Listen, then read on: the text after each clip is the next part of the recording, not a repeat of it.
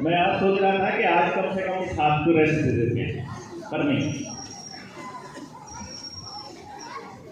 आप सबने सोचा कि अपने बच्चों के लिए मेहनत करते हैं, खूब कोशिश भी करी, कोशिश करके देख लिया, और मैं जहां से खड़ा होकर के देख रहा हूं, नतीजा क्या है? नतीजा क्या है? शून्य, जीरो। कौन बोल रहा है जीरो? किस किस को लगता है कि नतीजा शून्य ही है? लग रहा है आपको? उसका कारण क्या है जो ईशानी ने अभी आपको बताया? हमारे यहां अपने बच्चे को सिखाया जाता है मंजिल इंपॉर्टेंट है, तुम क्या बन गए ये इंपॉर्टेंट है। जैसे हमसे पूछा जाता है तुमने क्या कर लिया, ऐसे पूछते हैं हमसे, क्या कर लिया तुमने भला? अभी हमसे पूछते हैं कि ये सेमिनार क्यों कर रहे हो, अभी तक जो कोशिश करी है वो क्या कर लिया? अभी तक ये कर लिया। मैं आपको सलाम करते हुए ये बात कह रहा हूं, अभी तक हमने ये कर लिया कि लोग बाग किसी को दिहाड़ी पर दे करके जब बुलाते हैं तो भी बसों में नहीं बैठते हैं। आज अब सब लोग अपनी जेब से पैसा खर्च करके यहां आए हैं, हमने ये कर लिया। और वो इसलिए नहीं बैठते हैं क्योंकि उनको उम्मीद नहीं होती, होपलेसनेस, जो अंदर में जो निराशा है वो नहीं होती, और उस निराशा की वजह से आदमी करना छोड़ देता है, और वो जो काम करना छोड़ देता है उससे बुरी हालत कुछ नहीं होती है। इन लोगों ने पूरे षड्यंत्र के तहत आप लोगों के दिमाग में एक बात ठूंस दी है कि कुछ नहीं हो सकता। तो हमने अपने इन प्रयासों से, इतने सालों की इस मेहनत से, आपके पास जा करके, आपके गांव-गांव घूम करके, आपको समझा करके, आपके साथ 3-3 दिन बैठ करके, खूब बोल करके हमने ये कर दिया कि कम से कम इन लोगों को तो उम्मीद जग गई है कि कुछ हो सकता है। होगा, जरूर होगा, इस उम्मीद के चलते आप यहां आए हैं। हमारे ऊपर इस बात का बोझ बढ़ जाता है कि वो उम्मीद टूटे ना। और मैं अपनी ट्रेनिंग्स में और अपनी बातचीत में हमेशा ये कहता रहा हूं कि अगर बोझ अकेले आदमी के कंधे पर होगा तो टूट जाएगा आदमी। इसलिए हमने टीम बनाने का पहले सोचा। आपको जानकर हैरानी होगी, इस पूरे कार्यक्रम में, इस कार्यक्रम को लीड कर रहे थे आशीष भाई, आशीष दबास, और उनके साथ थी हर जिले की अपनी टीम। और आप हैरान होंगे, मैंने किसी भी चीज की तरफ एक बार भी ये पलट कर नहीं देखा कि तुम क्या कर रहे हो। मैंने कहा तुम्हारा काम है, तुम अपने आप करो, और इतने शानदार अरेंजमेंट कर दिया। इसके लिए सभी टीम के साथियों को बहुत बहुत धन्यवाद। कोई अफरा तफरी नहीं हुई, बीच का लंच टाइम हमने आपको सुबह ही नाश्ता करवा दिया, इसलिए खूब टाइम अपने पास है। हम जिस उद्देश्य के लिए आए हैं उसकी पूर्ति हो ऐसी कोशिश रहेगी। आप यहां से जाएं तो आपको ये जो आपको ले करके आए हैं, जिन्होंने आपको मोटिवेट किया था, जब अगर आप वीडियो से सुनकर आए या कनेक्ट होकर के आए थे, तो आपको ये नहीं लगेगा कि ये टाइम आपका खराब हो गया। सबसे पहले आपको वो जो बच्चे के समझने वाली पेरेंटिंग वाले इश्यूज आपको हमारे YouTube चैनल पर और दूसरे सेमिनार्स में मिल जाएंगे। आज हम जिस मुद्दे के लिए यहां आए हैं, क्यों जरूरी है आपका यहां से जाने के बाद वो करना जो आप करने वाले हो, उसको समझना बड़ा जरूरी है। जब मैंने आपसे पूछा, इतनी सारी कोशिशों के बाद भी नतीजा अगर शून्य है, तो क्या ऐसे ही चलता रहने से के बाद कोई स्थिति सुधरने की उम्मीद है? कोई बाहर से आकर ठीक करेगा आपके गांव में? आपके बच्चे के लिए कोई और करेगा? जिसको फीस देते हो वो, उसको फुर्सत नहीं है, उसको स्कूल ने इतना काम दे रखा है। जिसको फीस नहीं देते हो, जो सरकारी स्कूल का मास्टर है, उसको इतने काम दे रखे हैं। उसी को ये चेक करना है गांव में कितने जंगल में हगने जाते हैं, उसी को यही चेक करना है कितनी वोट बनाती हैं, कितनी काटनी है, कितने डेस्क आए हैं, टॉयलेट किसकी साफ है। स्कूल छोड़ करके, पढ़ाई छोड़ करके, बच्चों को तैयार करना छोड़ करके उनको सब कुछ करना पड़ता है। ऐसा सिस्टम बनाया इन लोगों ने कि आपके बच्चे की जिंदगी बर्बाद हो जाए, लेकिन माँ बाप अपने बच्चे की जिंदगी बर्बाद होता अपनी आंखों से नहीं देख सकता। वो कोशिश करता है, वो अपने आखिरी सांस तक कोशिश करता है कि मेरा बच्चा कामयाब हो जाए, लेकिन उसके दिमाग में ये टेलीविजन नाम का कबाड़, ये इडियट बॉस ऐसी चीजें डाल देता है। वो कहता है नौकरी मिलना ही कामयाबी होती है, पैकेज मिलना ही कामयाबी होती है। अरे बुद्धुओ, अपने बच्चे को किसी का नौकर बनाने के लिए पैदा किया है क्या? मतलब आपने पैदा किया है तो जब उसको पालने में खिलाते हो तो क्या बोलते हैं, ले ले ले ले मेरा बेटा बहुत बढ़िया नौकर बनेगा। ऐसे तो कभी नहीं बोला किसी ने, लेकिन ये नौकरी उस बच्चे के जमीर को खा जाती है, क्योंकि सरकारी आदमी की एक ही कोशिश है, जो सरकार की कोशिश है। सरकार को बनाती हैं कंपनियां, पॉलिटिकल पार्टियों को बनाती हैं बाजार की कंपनियां, और कंपनियों को चाहिए प्रॉफिट। तो प्रॉफिट जिस चीज में होगा वो बातें, वो पॉलिसीज अप्लाई करने के लिए बोलेंगी नेता को, और नेता वही काम करने लग जाएगा फिर कि जिसमें आपके बच्चे की बर्बादी हो। हमने बहुत पहले एक 6 घंटे का एक वीडियो हमने जारी किया था एक ट्रेनिंग के दौरान, जिसमें हमने बताया था कि सुबह से लेकर रात तक, उठने से लेकर रात सोने तक, जन्म से लेकर मरण तक आप एक भी काम अपनी मर्जी से नहीं करते हो। सब कुछ आप दुनिया को दिखाने के लिए करते हो। क्या पहनना है ये भी आप तय नहीं कर रहे, कहां बच्चा पढ़ाना है ये भी आप तय नहीं कर रहे, बच्चे को क्या पढ़ाना है ये भी आप नहीं तय कर रहे। ना बच्चा तय कर रहा, ना आप तय कर रहे, ना आपके आसपास का कोई आदमी तय कर रहा। और यही सबसे बड़ा कारण है आपके बच्चे की बर्बादी का, क्योंकि आप करते हो कोशिश में करोगे, कोशिश में आप फेल होगे 100%, ये आपको पता है, पहले से पता है, आपको बताया नहीं गया किसी ने, डिक्लेयर नहीं करेगा कोई, लेकिन यहां दिमाग में, बैक ऑफ द माइंड आपको पहले से पता है कि आपने फेल होना है। इसलिए फिर आप क्या करोगे, ब्लेम गेम खेलना चालू करोगे, अपने बच्चे को बताओगे तू नहीं पढ़ता, तू नहीं उठता, तू नहीं करता, तुमको ये करना चाहिए, तुमने ये कर दिया होता तो ये होता। वो देख फलाने का लड़का, वो देख ढिमके की लड़की, वो देख वो कहां पहुंच गया, वो देख उसने कितना बड़ा प्लॉट ले लिया, वो देख उसने कितना मकान बना लिया, वो देख उसकी कितनी सैलरी है, वो देख उसको कितना बड़ा पैकेज मिला है, वो देख उस इंस्टीट्यूट से पढ़ा था, वो इतने घंटे पढ़ता था, वो 18 घंटे पढ़ता था, वो 16 घंटे पढ़ता था, उसके बाप ने जमीन बेच करके उसको पढ़ाया, उसके बाप ने गांव छोड़ करके उसके बच्चे को पढ़ाया। ये अखबारों में छपेगा और फिर आप उसको सच मानने लग जाओगे कि जमीन बेचने से, गांव छोड़ने से, 18 घंटे पढ़ने से बच्चे को कामयाबी मिलती है। बाद में पता चलता है जिसने 18 घंटे पढ़ के नौकरी प्राप्त की थी, यूपीएससी क्लियर किया था, जिसने इतनी मेहनत करी थी, जो पूरे गांव के लिए एक वो था, प्रेरणा का स्रोत था, जिसकी अखबारों में इंटरव्यू छपे थे, जिसके बड़ी बड़ी मैगजीन्स के अंदर इंटरव्यू छपे थे, एक दिन पता चलता है उसका तो परिवार में तलाक हो गया है, उसने तो सुसाइड कर लिया है, वो तो डिप्रेशन में है, वो तो टेंशन में है। ये सुनने को मिलता है बाद में। लेकिन जब वो डिप्रेशन में होता है, जब वो सुसाइड करता है तो खबर छोटी छपती है, जब वो जमीन बेच करके ये काम करता है तो खबर बड़ी छपती है, और आपको पूरी कहानी कभी नहीं बताई जाती कि नौकरी, पैसा, जमीन, जायदाद, बड़ा पद ये कामयाबी की निशानी नहीं होती है। कामयाबी की निशानी का एक ही मंत्र है, एक ही मंत्र, कि जो काम आप कर रहे हो वो काम करते हुए आपको आनंद कितना आ रहा है, जो भी काम आप कर रहे हो। और ये आनंद कैसे पता चलेगा किसी बच्चे को?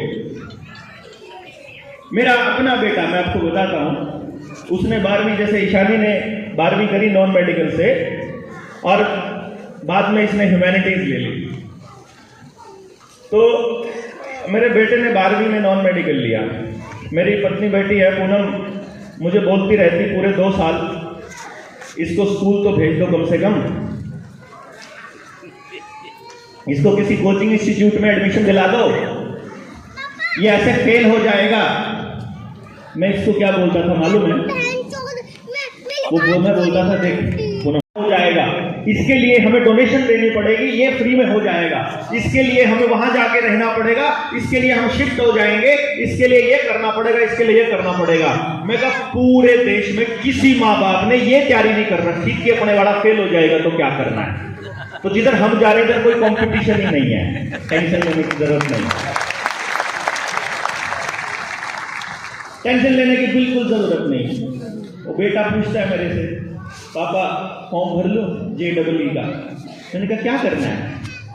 उसमें इंजीनियर बनने की डिग्री के लिए इंजीनियरिंग कॉलेज में दाखिला होना होता है, JEE का पेपर देके +1 +2 में। मैंने उससे पूछा करना क्या है? उसने बोला सब भर रहे हैं तो मैं भर लेता हूँ। मैंने कहा सब भर रहे हैं तो भर लेता हूँ। मैं कहा देख अगर एडमिशन हो गया तो एडमिशन नहीं होने दूंगा, पहले बता रहा हूँ, एडमिशन नहीं लेना।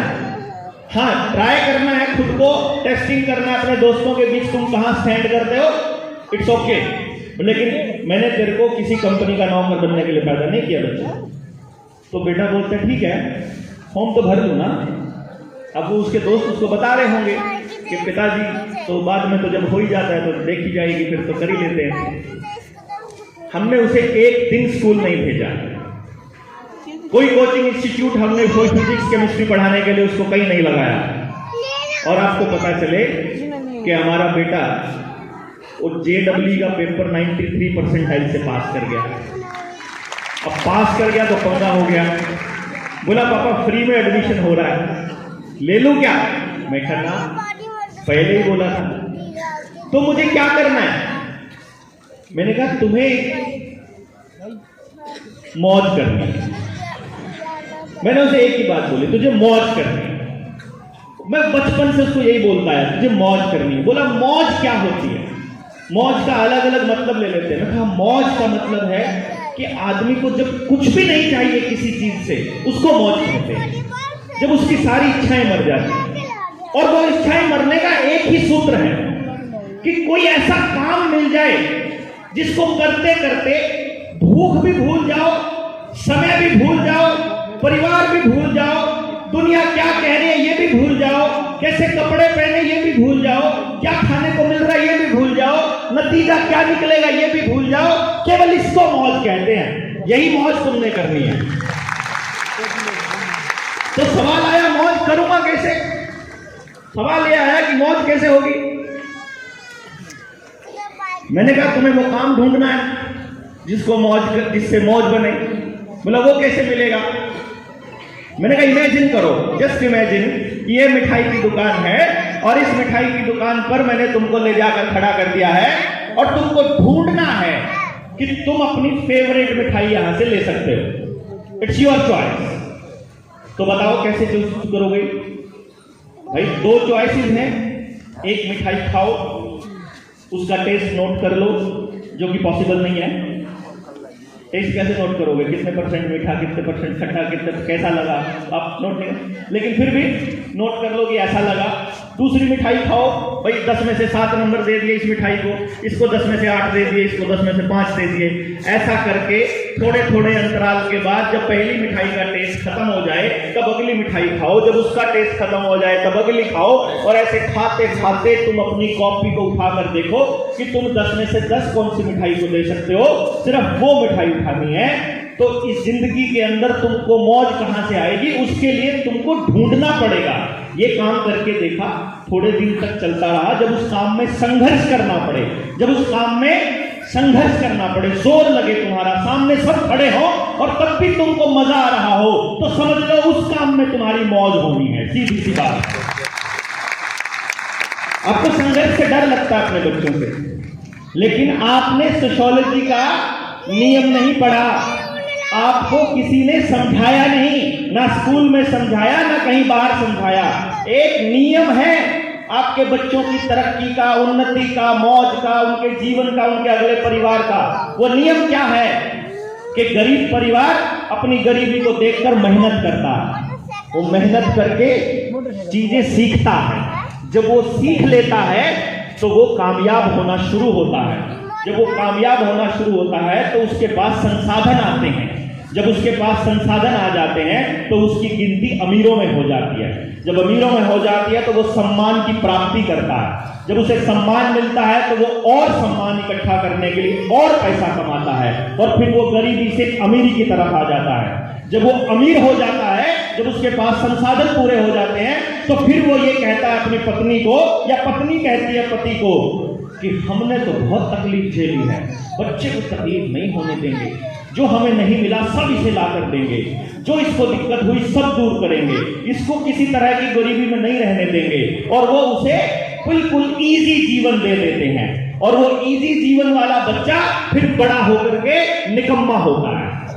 फिर वो निकम्मा बच्चा, अभी फिर वो निकम्मे बच्चे पे आते हैं। वो निकम्मा बच्चा, उसके माँ बाप क्योंकि मेहनत करी होती है खूब सारी, उस मेहनत में उसके जैसे आज मैंने मेहनत करी है तो आप सब लोग मिल गए, तो आप सब में कोई ना कोई ऐसा बामाशाह भी बैठा होगा, कोई ना कोई अच्छा परिवार भी बैठा होगा जहां अगर मेरे बच्चे को नौकरी ना मिले तो मैं उसको सेट करवा दूं। समझे ना? जब मेहनत करता है आदमी तो खूब लोग मिलते हैं। उस खूब लोग मिलने की प्रक्रिया में उसको ऐसा आदमी भी मिल जाता है जो उसके निकम्मे बच्चे को कहीं ना कहीं सेट कर देता है।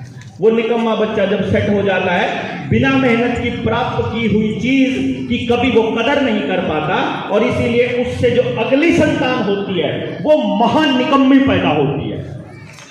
उसकी अगली संतान महान निकम्मी पैदा होती है। वो सुबह उठते ही क्या मम्मी चॉकलेट खानी है, खानी है, उसका मुंह खुलते ही उसे कबाड़ खाना होता है। वो सड़क पे निकलता है तो उसे कचरा खाना है, उसको घर का खाना अच्छा नहीं लगता है, वो कभी किसी से तमीज से बात नहीं करता है, वो कभी भी उसको अपने जीवन का मकसद नहीं मिल पाता है, उसका आचरण भी ऐसा रहता है। और फिर वो बच्चा जब बड़ा होता है, क्योंकि वो महानिकम्मा है और उसके बाप दादा की जमीन है, तो वो किसी ऐसी आदत में पड़ता है, या तो नशे में या फिर किसी गलत आचरण में, और ऐसे आचरण में फंसकर वो धीरे धीरे अपने बाप दादा की कमाई हुई इज्जत और पैसे को खत्म कर देता है। और फिर जब उसकी संतान होती है वो फिर से उसी दौर में पैदा होती है जहां उसके पहले वाले पुरखे थे, वही गरीबी के दौर में। इस साइकिल का कोई तोड़ नहीं है। अगर इससे बचना चाहते हैं तो एक ही तोड़ है। आपके पास कितनी ही दौलत हो, आपने कितना ही संघर्ष किया हो, आपने कितनी ही मेहनत करी हो, आपको अपने बच्चे की परवरिश में उसको सुबह से लेकर रात तक अपने काम के साथ जोड़कर रखना पड़ेगा, नहीं तो उसको संघर्ष करवाना पड़ेगा सुबह से लेकर रात तक। ये नियम है अगर आप इस साइकिल को तोड़ना चाहते हैं तो। लेकिन आप क्या करते हो, आप और हम क्या करते हैं कि ये काम तो मैं कर लूंगा, तुम तो पढ़ लो, ये वाला काम मैं कर लूंगा, तुम तो पढ़ाई कर लो।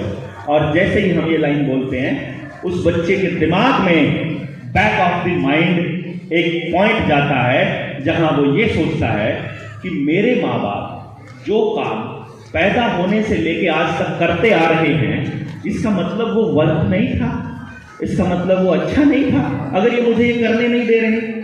जैसे कोई किसान अपनी औलाद को कहे कि बेटा खेती में कुछ नहीं रखा, किसान अगर अपने बच्चे को कहे कि भाई जमीन में कुछ नहीं रखा, गांव में रहते हुए गांव में रहने वाला आदमी जब अपनी औलाद को कहे कि बेटा गांव में कुछ नहीं रखा, जब कोई नौकरी पे, इस नौकरी पर कोई पर्सन है, उसका बच्चा जब बोले मुझे भी बड़ा होकर आपके जैसा ही बनना है, और बाप कहे कि नहीं तुमने ये वाला काम नहीं करना जिसमें मैं फंसा हुआ हूं, तुमको कुछ और करना है, तो फिर वो बच्चे के दिमाग में एक थॉट जाता है जो आपको भी नहीं पता, आपको भी नहीं पता, मैं आपको बता रहा हूं, ये क्रिस्टल क्लियर है कि ये अपने आप जाता है। सामने से कोई आदमी आ जाए, उसने आपको कुछ भी नहीं बोला था, लेकिन शक्ल देखते ही आपकी ट्योड़ियां चढ़ जाती हैं, गुस्सा आ जाता है, क्या सवेरे सवेरे शक्ल देख ली, उसने कुछ कहा ही नहीं था। फिर क्यों?